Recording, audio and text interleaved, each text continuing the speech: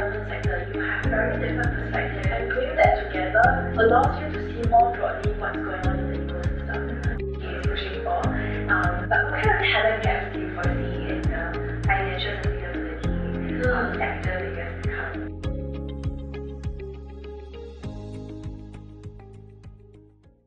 Welcome to Green Career Chats, a youth-led initiative by Global Shapers Singapore Hub. At Green Career Chats, our mission is to inspire and empower young people by showcasing diverse green career pathways as well as various professionals advocating for sustainability across industries. Today, we're excited to have with us Michelle Loi, Principal Consultant of Sustainable Finance at South Pole. Michelle leads sustainable finance practice, providing critical advisory services to financial institutions as they navigate their sustainability journey. With her deep expertise and real-world insights, Michelle's experiences will undoubtedly inspire our youth audiences to explore impactful roles in the sustainability sector. Thank you for being here, Michelle. Let's dive in. So maybe to begin our conversation, can you tell us a bit more about yourself and what you do at work? So I think you basically introduced me. So yes, South Pole essentially is a climate solutions company. So we cover across carbon markets in the development of carbon projects through to where I sit in the business unit in the advisory business. But for me, my journey really started about 18 years ago when I started first working work. So imagine a starry-eyed graduate, fresh out of school and got the first job in a US bank in accounting. Only did one module in university on accounting, but I was really eager to get into bank. And so diving into financial statements, balance sheet. But something was not quite adding up for me a couple of years in, and it wasn't the balance sheet. But it was very much so, I felt like I was very curious about understanding the why behind investments. And so that curiosity led me to transition into investment analytics and analysis. And I did that, for about 10 years, really helping financial institutions to uncover kind of the story behind the investments. Why are some of the investment managers investing the way they do? Is it because they are riding out a trend, or is it because they just really are very good at picking stocks or picking, investments for the financial institutions? But still, I felt like there was more that I could do. And then came 2017, where there were two kind of transformative moments for me. That was a little bit of my pivot then. One was my exposure to social responsible investing, which means you invest based on your values, where you obviously support companies or businesses which do good for the environment or are thinking about sustainability or have sustainable practices, versus those that do not or harm the environment, which essentially then tells you that you could put your money to be a force for good. And so that really kind of opened up my mind. But where the real game changer for me was when my daughter was born. Also the same year. And so when I held her in my arms, I was, okay, so what role is she going to inherit, right? And then that's really where it caught me that there's more that I can do, and I moved into WWF, where it's a conservation organization, very focused on sustainability, very, very steeped in the expertise in the work on sustainability. And I pivoted there because I really wanted to understand sustainability at its core, beyond just finance, but into the realms of food, into energy, and learning from people who have implemented projects on the ground, what those challenges are really like. Because you read a lot about them, but until you really understand and speak to somebody about it, it's still going to be quite abstract. So I looked at the fact from there, and that was where I discovered kind of my true purpose in sustainability. To obviously, leave a better world for my daughter than I found it. But now in South Pole, in a very different role in advisory space, it's also still working with financial institutions, but in a different capacity of advisory than when I was in the NGO. But really in South Pole, we call ourselves penguins. Just like when you find penguins, so like these little resilient creatures, we are very persistent and also adaptable in our mission to obviously combat climate change. So that's where I'm at now. So that's kind of the journey for the past 18 years. I think you shared a little bit about what was sustainable finance, but could you maybe break it down a bit more for audiences? Talk about the different dimensions of sustainability in investments and finance.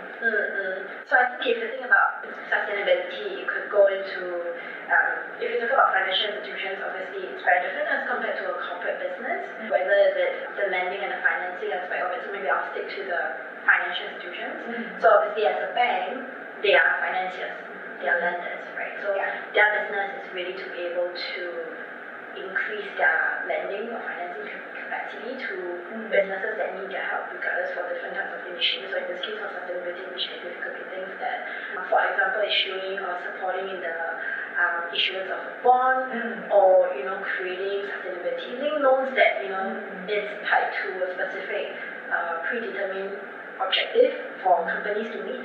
It could be things like a company is thinking of moving to clean production methods, for example, but they need financing, and that's where a bank can come into as well. And then if you think about it from an investor lens, which is investing, so it would be an asset manager, it could be a family office, different kind of initiatives that a company is interested in looking at it.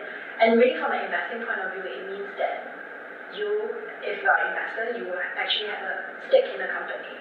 So you're like a shareholder of the company, and that's where you could take a little bit more of a different approach. The levers of change for a financial institution, depending on whether they are financier or they are lender, varies quite differently. But as an investor, you obviously then have the ability to engage more and be able to nudge through some engagement activities that you could do to really help move the needle with some of these companies that are finding it hard to decarbonize. So different perspectives from a lender to a investor point of view, and different levers of change for them to be able to tap on to help drive sustainability in a lot of these different organizations. How do you actually work together with a client to make their practices and their businesses more sustainable? I think it depends on the nature of the project. So if I give an example, if a company is starting up, so it varies across different types of maturity of companies. You have financial institutions who are just starting out their sustainability journey on the first few years. There's no hand-holding required. It could be things around explaining, like I mentioned earlier, to get their stakeholders on board, explaining to their stakeholders what is sustainability, going down to the basics. Why does this matter to your business? How does it get integrated into part of the business? How does it transform your business model? So helping to shape that narrative, helping to get buy-in. That's what we see increasingly, even across to the more sophisticated financial institution. That is also important. So being that extension for them, being that extension of help, whether they have limited resources or capacity, be able to help them shape that. Obviously, the most fundamental for a company to be able to do, regardless of your financial institution or not, is to be able to measure your greenhouse gas emissions footprint, and that means thinking about how your company is impacting the environment, the climate. Once you have a good sense of that, which we do for a lot of our clients as a starting point, is then what are some of the targets I want to set for myself as a business, and what are the things that I need to do to get there, right? But at the same time, also thinking about climate, where potentially how climate risks are going to impact my company, but at the same time, there's opportunities, right? Where there's risks, there's always going to be opportunities. What are the opportunities can I tap on as a business? Whether it's financial opportunities or opportunities to be able to work with the community and the policymakers, what are those opportunities? So these are some of the different aspects that we do with our clients that's increasingly getting quite a lot of focus as we journey through. And then the bigger financial institutions, they obviously have done a lot of this work in the past couple of years. And so the conversation with them is quite different. They think about more strategic broad level, systems change, industry initiative. Could they work with multiple different partners to collaborate to identify key issues in the industry or specific sector or country in which that they are passionate about, in which that they want to drive change, and collectively, how could we help them engage the different players, who are the different players, to drive that change. So the conversation could be quite different. It could be very broad strategy in industry innovation, industry collaboration, to just really setting the pace and figuring out as a business what could they do, understanding what's their impact on the environment. So it's a wide range of different projects, but it also depends on the focus of the company and the maturity of the company. How about from a more technical perspective? What are some of the metrics that you use in the sustainability sector to qualify progress?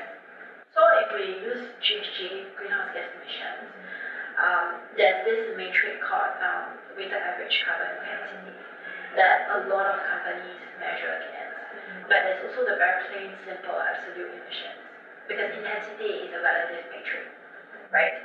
A lot of financial institutions have views where the weighted average, in short is WACI, W-A-C-I, acronyms in this space, feel that that's not a good parameter of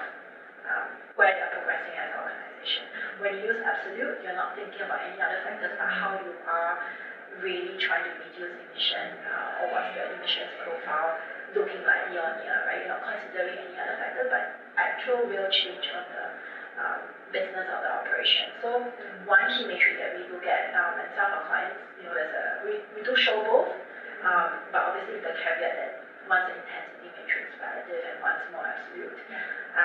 So small little things like this in the matrix to be able to quantify a change in terms of emissions profile.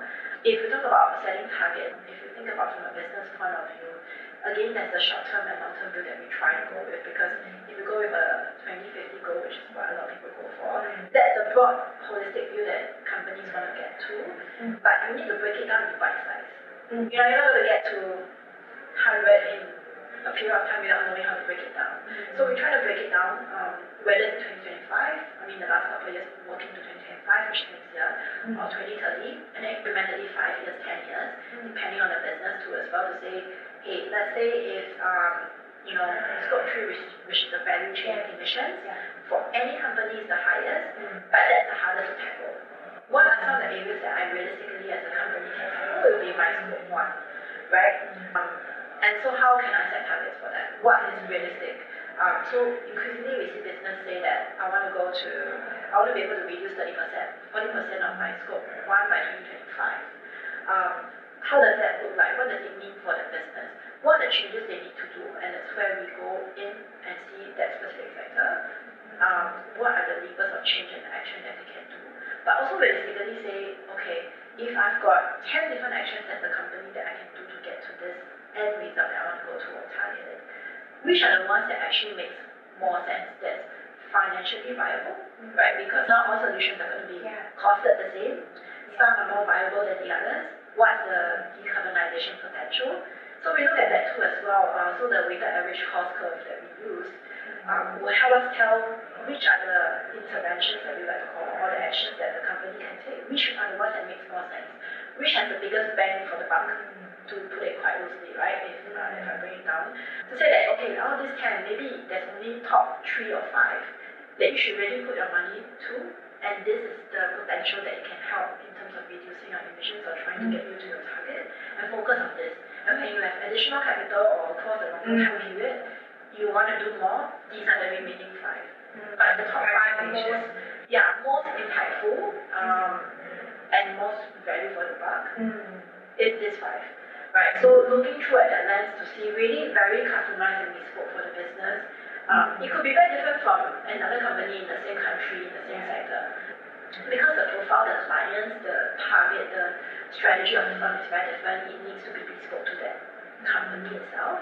So those are some of the things that we see that, through our work in helping clients to be able to identify the different areas of focus for change. And given that this is like a program for young people who are excited about sustainability and wanting to enter the industry, do you have any advice to graduates who want to be in this field?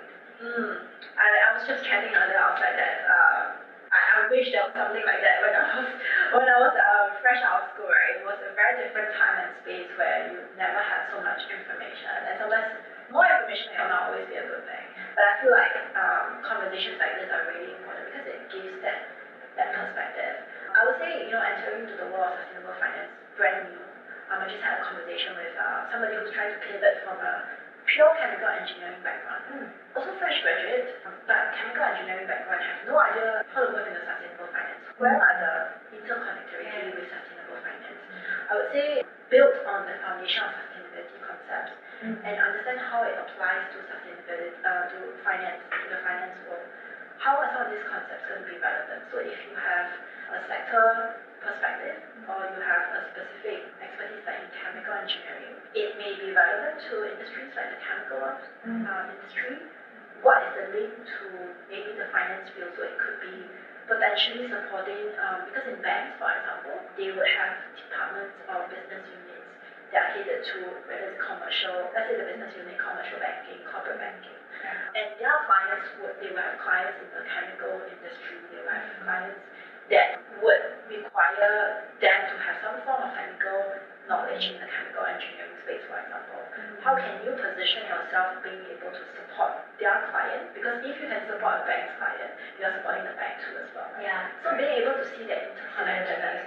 Yeah, and then I would say also as well to connect with like-minded folks in the industry. So if let's say you're thinking of moving to sustainable finance, I'm one person that you can reach out to, but there are a lot of folks within Singapore, but also beyond, not beyond also as well in Asia Pacific, because I think it's important to get the local view, but increasingly we are looking at it more regionalized for some of the solutions, like coal-fired power plants.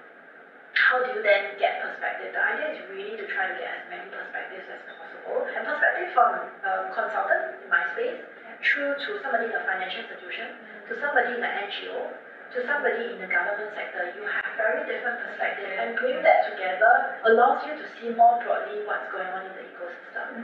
But also for sustainability, the core in sustainability is really to have a systems thinking.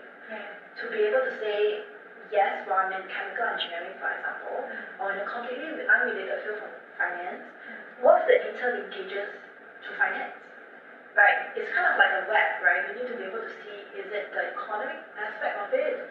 Is it tied to a specific sector? Where can I potentially be able to support what's going on in the financial institution? So again, depending whether you're going to a bank, going to an investor firm, asset manager, having that lens, but to have that lens is obviously you need to be able to speak to people in the industry, have a sense of what their day in the life looks like, right? Is that also a role that you potentially would like? Right, so as many perspectives as you can get as possible, but obviously increasingly you do see some certifications out there also as well. CFA has got a few, CFA Institute has got a few, in ESG, climate risk. Those are increasingly important focus points for a lot of financial institutions also as well, as they dig a little bit deeper in terms of risk management, right? How do they manage that? What's the impact on their business as well? So you will see those certifications coming up quite a fair bit across not just CFA but a few other more industry recognized bodies also as well. So those can be consideration of, growing kind of your knowledge, and then having that knowledge to go speak to different people and open up really. Be curious, I think just really be curious about the different aspects of finance.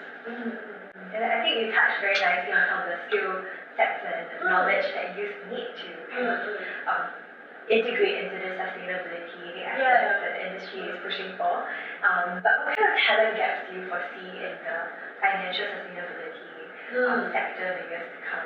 I think what the industry is moving to is the space of data analytics, ESG data analytics, right? And where reporting is increasingly moving, sustainability reporting is increasingly moving to no longer voluntary but mandatory.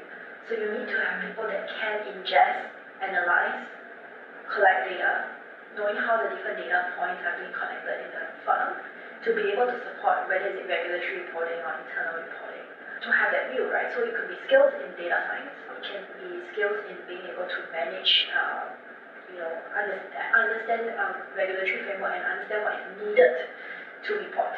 So increasingly you will see that being important, right? The data analytics and what it means to a firm, how it's all interconnected.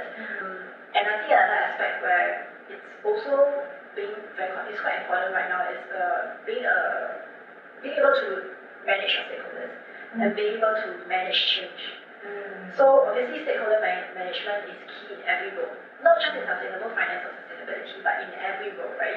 Everybody has stakeholders, internal, external, even your boss is your own stakeholder, right?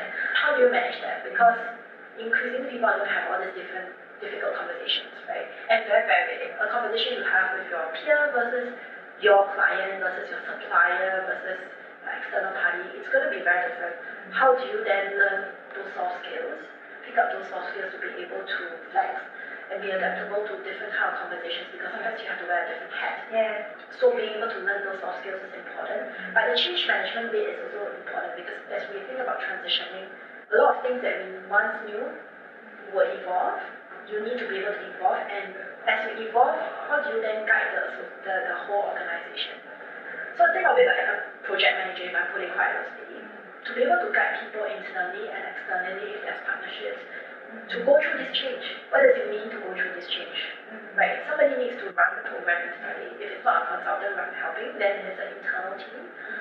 do you have that skill set to be able to run some of these bigger projects, right? It's very complex, that require problem solving, but also stakeholder management as well. So I think some of these soft skills are increasingly going to come into play. So being able to communicate well with that sustainability knowledge is going to be quite vital.